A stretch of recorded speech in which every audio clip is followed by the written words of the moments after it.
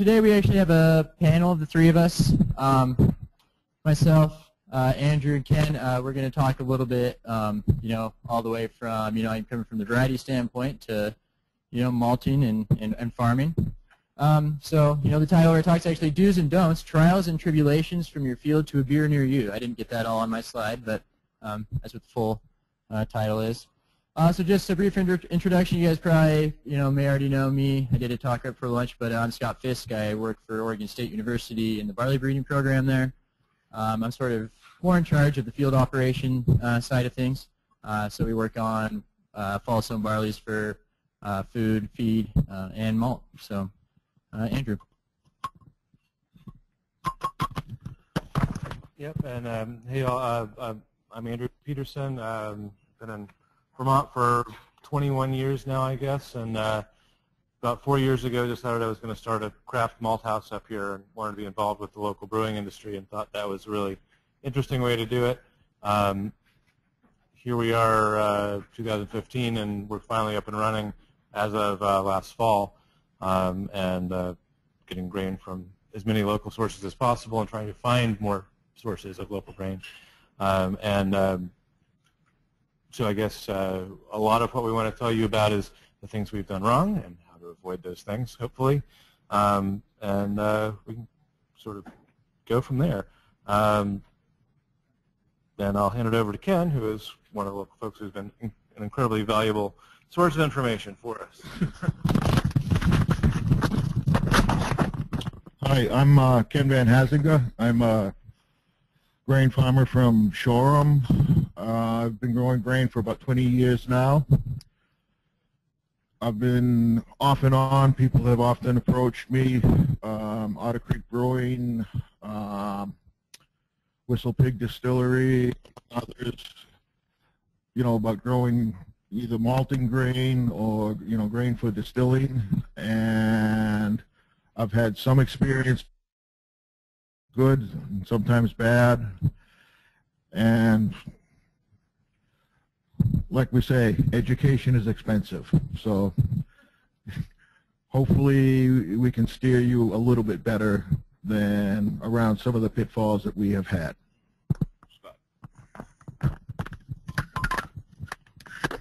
So I think kind of what we'll do here is, I've actually, I come from university, so therefore I have slides. I'll probably do a little, go through my little spiel about, your what you look for when you're choosing varieties and things. Then I'll hand it over to these guys where they can actually talk about putting this into practice. Barley for, Vermont is, pretty much a new crop. Like when was, grain, when were grains growing here? It was back in the 1800s or something. Yes. So it's been a little while. And why do you want to actually, grow grains in new places? There's obviously, craft maltsters, tons of craft brewers, craft distillers are on the rise. So this would just be kind of finally, filling that final piece of the puzzle, having, barley being grown, having it malted locally, and then having it brewed and distilled in that same area. It can also be productive, in non-traditional areas. Here you guys have, a lot of things you have to overcome, but it doesn't mean it can't be a productive area. Also, it would provide, farmers with new options. They can diversify what they're growing on their farm and maybe spread out the risk a little bit. And it could also provide good rotation for them. So, there's a lot of things you have to consider when you're looking at raising barley. And the number one thing is what variety you're going to raise. There's actually, there's a lot of options out there. So that's something you really have to think about. And then planting, are you going to be fall planting? You're going to be spring planting. Then management's very critical, especially for malt barley, because it needs to be high quality. It needs to be plump grain. It needs to hit a certain protein. Also, are you going to do it organic? Are you going to do it conventional? Harvesting is also a really critical part of malt barley. A lot of grain, like wheat, if you harvest wheat, you're not necessarily harvesting a live seed if it's just going to go for processing. But when you're harvesting malt barley, it needs to be, it needs to all germinate. That's critical. So harvesting is key. and then of course you need storage for it, and then whatever end use. In this case, that would be malt. So, I mean, I kind of mentioned all these things. These are all things that we consider when we're breeding barley, but these are all things that you need to consider if you're going to be growing barley. You need to consider its growth habit. Whether you want to fall sowed or spring. Agronomics, obviously, farmers want it to yield well, and they want to perform in their field. They don't want to have to combine a bunch of barley that's fallen over in their field. That's just it's a lot of work, and a lot of the time the grain's not of high quality at that point. And then obviously disease resistance is going to be critical, especially in this area. You guys have to deal with Fusarium. We don't really have to deal with that out west, well, in Oregon at this point. But disease resistance is obviously key. You can spray, but it's nice not to have to. And then, of course, if you plan on doing any sort of fall sowing, then winter hardiness is going to be important, especially here. It's going to be a battle. And then, of course, head type is critical for a maltster and a brewer. I mean, they all have preferences, so you need to ask them, what it is that they're going to want. Pre-harvest sprouting is taken into consideration here. If you get those late summer rains, that can cause some serious problems for you. Like over in Idaho just this last year, there was a malt barley shortage due to that. So it's a serious problem. And then, of course, if you're growing malt barley, then malt quality is important. And obviously, you guys growing it here, it would obviously be for all malt brewers. So that would be your target. And then, of course, seed source. If you're growing barley, I mean, do you buy certified seed? Do you save it yourself and grow it the next year? Do you buy it from another farmer? There's a lot of options. And then when it actually comes down to choosing varieties, do you get one that's certified by the American Malt and Barley Association? They put out a list every year of, which barleys they recommend. You can see that actually over there on the right. It has the list. The majority of them are spring 2 rows. There's some spring 6 rows. There's only a couple winter 2 rows, which both aren't terribly low temperature tolerant. So do you pick one of those, or do you choose one that's been used for malting elsewhere? There's tons of malt barleys from around the world that they're making good malt and beer with, over in Europe or in England, that perhaps that would be an option. Or do you pick something up that's just like a free agent that's just floating around? Like that's 2 examples would be a couple of our varieties that are full pint and Alba. They're not AMBA certified. They weren't used for malting anywhere else, but yet people are growing them and malting with them successfully. So that's, there's a lot of options out there. But really what it kind of comes down to is, just talking, a lot of communication between the growers, between the maltsters, the brewers. You can talk to extension people and figure out what is actually, viable and what might work. I'll just skip over that. But so so kind of what we're doing, which essentially you guys can do, I mean, here is, we're working on building what we're kind of calling the Oregon Barley Malt brand. So we're working with, craft maltsters around Oregon. We've got 2 of them. One of them's in Central Oregon, one of them's in Eastern Oregon. And then there's also actually Rogue, which has been malting their own barley for quite a few years now, but they just use it for their own brewing. And then we have Great Western, which is a large maltster, and for a while they were actually providing an Oregon malt, but they since have given that up, I believe. And 1859 in the middle there is actually just an article that was put out that was saying that, okay, like locally grown barley and malting facilities were kind of the missing link, for local beers. So we're working with all these guys, though, to try to figure out which barleys perform best for them in the malt house, which ones brewers are interested in. So we're doing a lot of trials with these guys. We're doing some on-farm trials. We're doing a lot of fertility trials with different nitrogen rates to see what the optimal level is of different varieties for them to use. And I mean, essentially you could just do the same thing here. We've got Andrew, like you guys are kind of just starting up in the craft malting, but So are we, and it's just kind of going that same direction. Everybody has, there's a lot of similarities between here and Oregon of people wanting to do the whole local thing. So really, though, the key to this is just finding, varieties that will work for the farmer, and that's one step. And then it also has to work for Andrew, as the maltster, and then it also has to work for the brewer. So it's not necessarily an easy thing to get something that, works for all of these different people in the process. But the good thing is trials are happening here. University of Vermont's doing a lot of, they're doing some, spring and winter trials. They just got funding for, trialing more malt barley. So that's a step in the right direction for sure, because then it'll lead to, figuring out what, will work for everybody.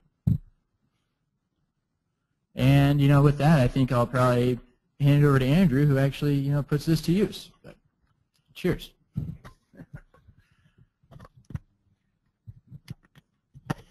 Right. So there we've got a good overview of theoretically how we do things. What we've seen is, well, what are the practical issues of how we do this?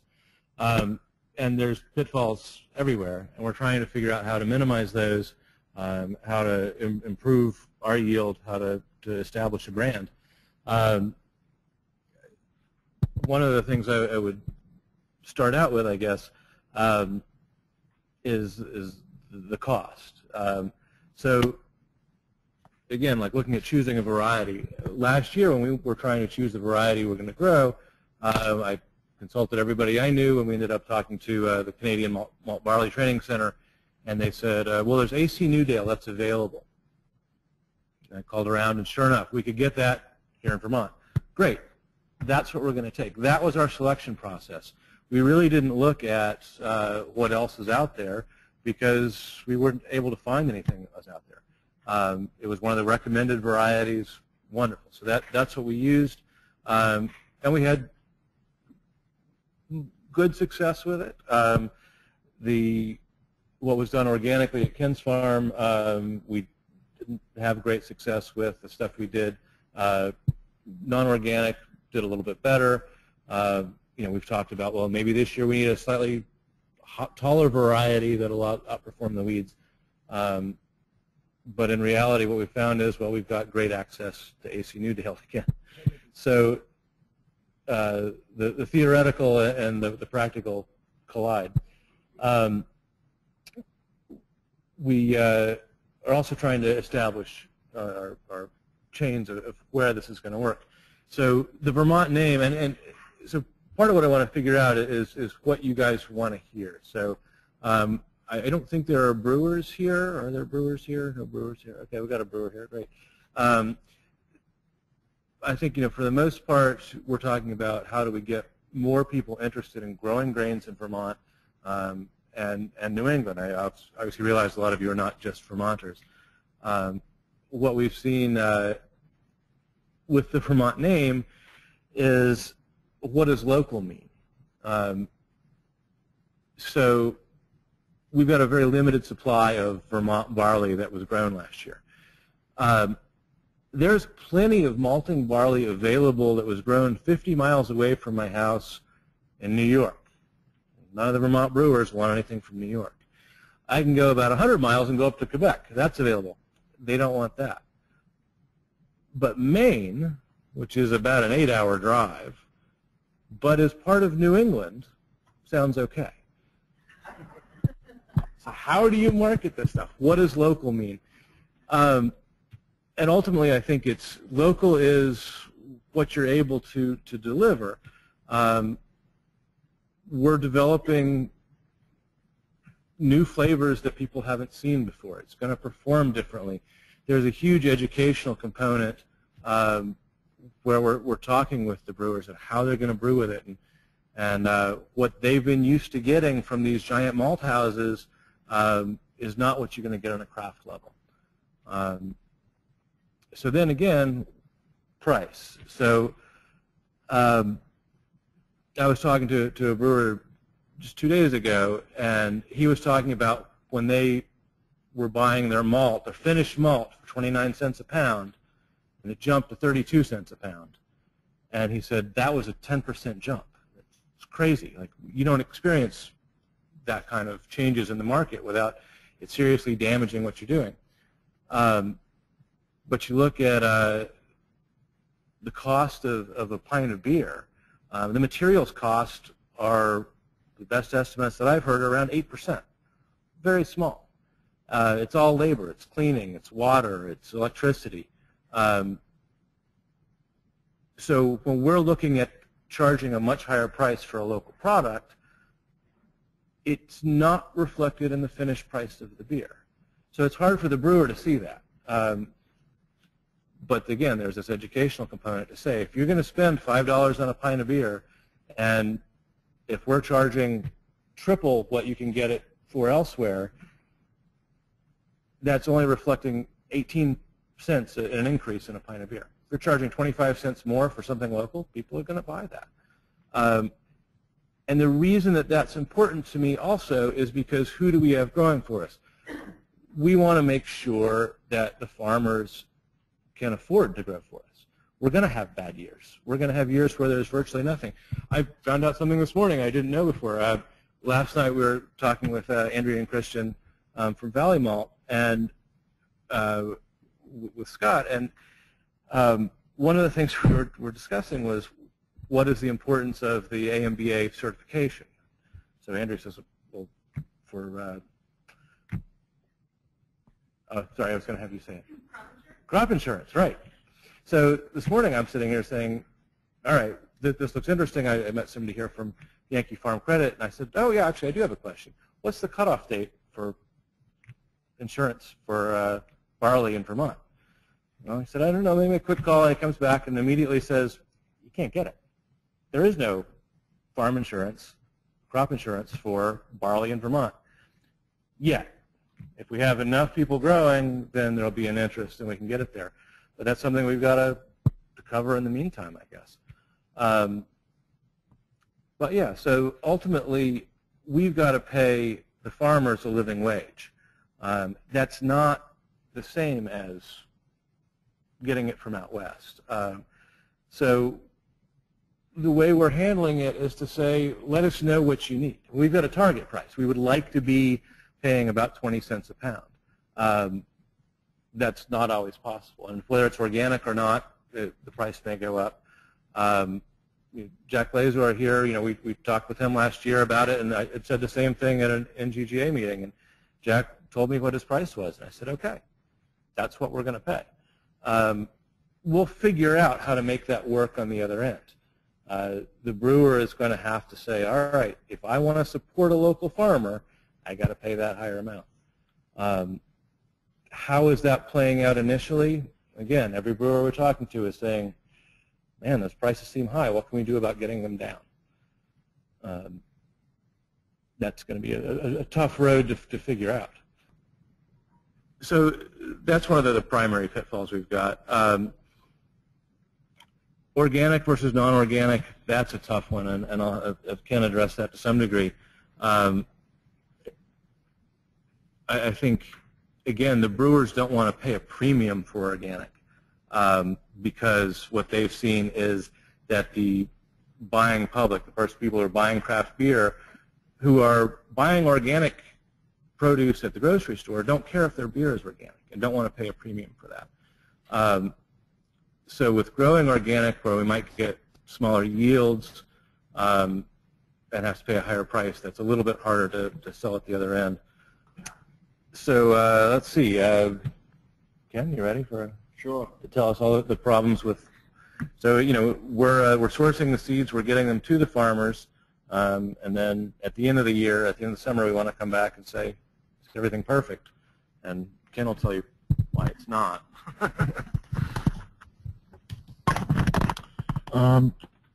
Just as a thought, as we were talking about it, the organic versus conventional, what I am first is I'm an organic grain grower. And when I grow barley for Andrew, it's going to be replacing some other crop, and it has to fit into my system.